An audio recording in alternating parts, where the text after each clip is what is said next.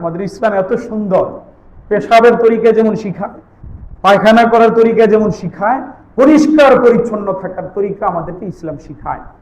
এই যে নখ কাটা, নখ, মুছ, বগলের পশম, নাভির নিচের পশম, এগুলা সপ্তাহে একদিন পরিষ্কার করা মুস্তাহাব।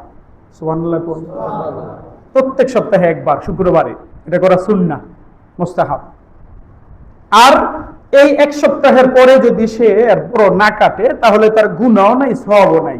তবে এক সপ্তাহের মাথায় জুমাবারে যদি কেটে ফেলে তাহলে নেকি হবে, সওয়াব হবে। সুবহানাল্লাহ। কোন এরপরে এইভাবে তার গুনাহও নাই, নেকিও নাই, চলতে থাকবে 39-40 দিন পর্যন্ত।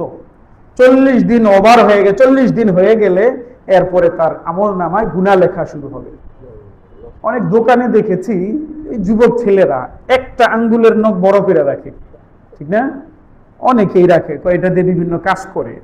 তো এটা দিয়ে বিভিন্ন কাজ করবে, এই জন্য কি এটা বড় করে রাখতে হবে? এই কাজটা তো কত কিছু দিয়েই করা যায়, করা যাবে না। 40 দিন পার হয়ে গেলে কবিরা গুনাহ হইতে থাকবে, মারাত্মক গুনাহ হইতে থাকবে।